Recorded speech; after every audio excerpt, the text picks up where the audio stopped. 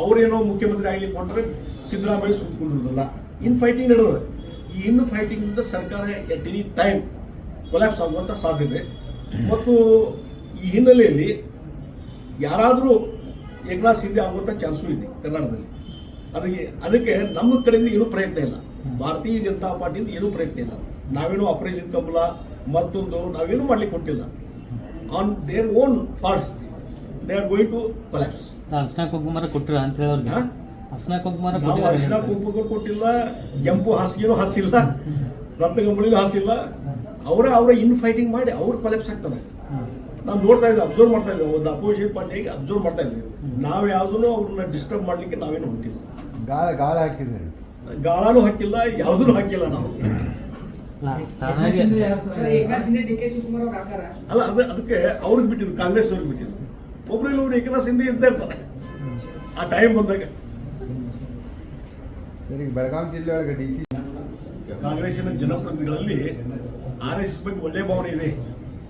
ಆದರೆ ಮುಸ್ಲಿಂ ತುಷ್ಟೀಕರಣದ ಸಲುವಾಗಿ, ಅಲ್ಪಸಂಖ್ಯಾತರ ತುಷ್ಟೀಕರಣದ ಸಲುವಾಗಿ ಇವತ್ತು RSS ವಿರೋಧ ಮಾಡಬೇಕು, RSS ಟೀಕೆ ಮಾಡಬೇಕು ಅನ್ನುವಂಥದ್ದು ಏನು ರಾಹುಲ್ ಗಾಂಧಿ ಅವರು, ಖರ್ಗೆ ಅವರು ಕಲಿಸ್ಯಾರಲ್ಲ, ಅದನ್ನು ಸ್ವಲ್ಪ ಪರಿಪಾಲನೆ ಮಾಡ್ತಾ ಇದ್ದಾರೆ.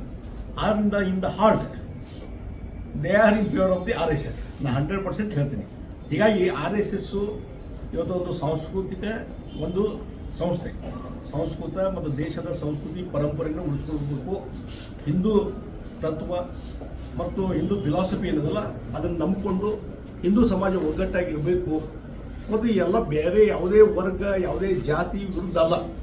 RSS ಹಿಂದೂ ಸಮಾಜವನ್ನು ಒಗ್ಗಡಿಸಬೇಕು ಮತ್ತು ನಮ್ಮ ಭಾರತದ ದೇಶದ ಸಂಸ್ಕೃತಿ ಉಳಿಸಬೇಕು ಅನ್ನುವಂಥ ಒಂದು ಸಾಂಸ್ಕೃತಿಕ ಚಟುವಟಿಕೆ ಮಾಡ್ತಕ್ಕಂಥ ಒಂದು ಸಂಸ್ಥೆ. ಅದು ನಾನ್ ಪೊಲಿಟಿಕಲ್ ಸಂಸ್ಥೆ.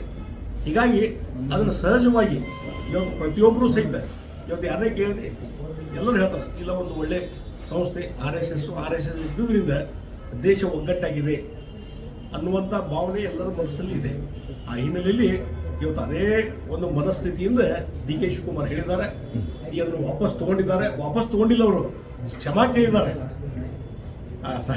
ನಮಸ್ತೆ ಸದಾ ವಸ್ತಲೆ ಎನ್ನುವ ಗೀತೆ ಇದಲ್ಲ RSS ಅದನ್ನು ಅಲ್ಲಿ ಹಾಡಿದ್ದಕ್ಕೆ ಅದ್ರ ಸಲುವಾಗಿ ಕ್ಷಮೆ ಕೇಳಿದಾರೆ ಹೊರತು ಆ ಹಾಡಿದ್ದನ್ನು, ಆ ಹೇಳಿಕೆಗಳನ್ನು ಅವ್ರು ವಾಪಸ್ ತಗೊಂಡಿಲ್ಲ. ಇದ್ರ ಮೇಲೆ ಅರ್ಥ ಆಗ್ತದೆ. ಅದಕ್ಕೆ ನಾನು ಅದ್ರ ಬಗ್ಗೆ ನಾನು ಹೆಚ್ಚು ಕಮೆಂಟ್ ಮಾಡ್ಲಿಕ್ಕೆ ಹೋಗೋದು. ಆದರೆ ಒಂದ್ಸಲ ನಿಮ್ಮ ಮನಸ್ಸಾಗಿದ್ದು ನಿಮ್ಮ ಒಂದು ಯಾವಾಗಲೂ ಒಂದು ಕಾನ್ಷಿಯಸ್ ಏನಿರ್ತದಲ್ಲ, ಆ ಕಾನ್ಷಿಯಸ್ ಪ್ರಕಾರ ನಡ್ಕೋರಿ ಅಂತ ಹೇಳ್ತೀನಿ ನಾನು. DK ಶಿವಕುಮಾರ್ ಆಗಲಿ ಯಾರಿಗಾಗಲಿ ಅದು ಬಿಟ್ಟು ಒಳಗೊಂದು ಹೊರಗೊಂದು ಮಾಡೋದು ಬೇಕಾಗಿಲ್ಲ. ಮತ್ತು ಇದು ತುಷ್ಟೀಕರಣದ ನೀತಿ ಅನ್ನೋದಲ್ಲ, ಭಾಳ ವರ್ಷ ನಿಮ್ಗೆ ಸರ್ವೈವಲ್ ಆಗೋದಿಲ್ಲ. ಈ ತುಷ್ಟೀಕರಣ ನೀತಿಯಿಂದ ಬಹುಶಃ ಒನ್ ಸೈಡೆಡ್ ಆಗ್ತಾ ಇದೆ ಇಡೀ ದೇಶದಲ್ಲಿ. ಕಾಂಗ್ರೆಸ್ಸು ಪ್ರತಿಯೊಂದು ರಾಜ್ಯದಲ್ಲಿ ನಶಿಸಿ ಹೋಗ್ತಾರೆ, ತನ್ನ ಅಸ್ತಿತ್ವ ಕಳ್ಕೊತಾ ಇದೆ.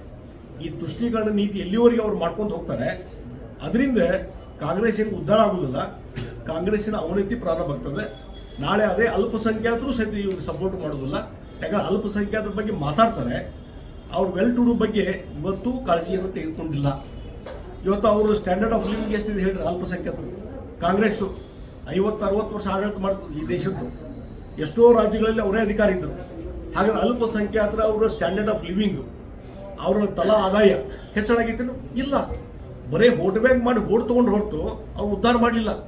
ಈಗ ಸನ್ಮಾನ್ ನರೇಂದ್ರ ಮೋದಿಜಿಯವ್ರ ಸ್ಕೀಮ್ ಇದಾವೆ, ಇವತ್ತು ಬೇರೆ ಬೇರೆ ಸ್ಕೀಮ್ಗಳದಾವೆ. ಈಗ ರೈತರಿಗೆ 6,000 ರೂಪಾಯಿ ಕೊಡ್ತಾರೆ, ಅದರಲ್ಲಿ ಹಿಂದೂಗಳು ಮುಸ್ಲಿಂ ಅಂತ ಇದ್ದೀನಿ ಇಲ್ಲ, ಎಲ್ಲ ಸಿಗ್ತದೆ. ಮತ್ತು ಹೆಲ್ತ್ ಡಿಪಾರ್ಟ್ಮೆಂಟದ್ದು ಆಯುಷ್ಮಾನ್ ಭಾರತ ಇವೆಲ್ಲ ಸಾಕಷ್ಟು ಅದಾವೆ. ಕಡಿಮೆ ದರದಲ್ಲಿ ಔಷಧಗಳನ್ನು ಕೊಡುವಂಥದ್ದು ಇವೆಲ್ಲ ಯಾವುದೇ ಒಂದು ಕಾಸ್ಟ್ಗೆ ಸಮಾಜಕ್ಕೆ ಸೀಮಿತ ಅಲ್ಲ. ಅಲ್ಲಿ ಅಲ್ಲಿ ಮುಸ್ಲಿಮ್ಸು ತೊಗೊಳ್ತಾರೆ. ಎಲ್ಲರಿಗೂ ಉದ್ಧಾರ ಮಾಡುವಂಥದ್ದು, ಎಲ್ಲರಿಗೆ ಕೈಗೆ ಉದ್ಯೋಗ ಕೊಡುವಂಥದ್ದು ಮತ್ತು ಸ್ಟಾರ್ಟಪ್ ಏನದಲ್ಲ ಅದರಲ್ಲಿ ಎಲ್ಲರೂ ಇನ್ವಾಲ್ವ್ ಆಗ್ಬೋದು, ಯಾವುದೋ ಒಂದು ಕಮ್ಯುನಿಟಿಗೆಲ್ಲ. ಹೀಗಾಗಿ ಸ್ಟ್ಯಾಂಡರ್ಡ್ ಆಫ್ ಲಿವಿಂಗ್ ಎಲ್ಲ ಜಾಸ್ತಿ ಆಗ್ತಾ ಇದೆ.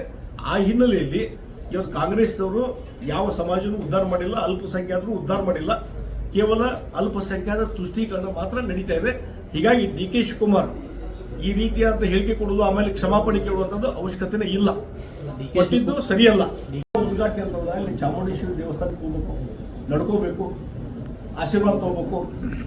ಹೀಗಾಗಿ ಇವತ್ತು ಅವ್ರ ಹಿಂದೆ ಕನ್ನಡ ಹಬ್ಬ ಬಗ್ಗೆ, ಕನ್ನಡ ಹಬ್ಬ ಬಗ್ಗೆ ಏನೇನು ಮಾತಾಡಿದ್ದಾರೆ, ಕನ್ನಡ ಭಾಷೆ ಬಗ್ಗೆ, ಅದೆಲ್ಲವೂ ಇವತ್ತು ಹೊರಗಡೆ ಬಂದದ.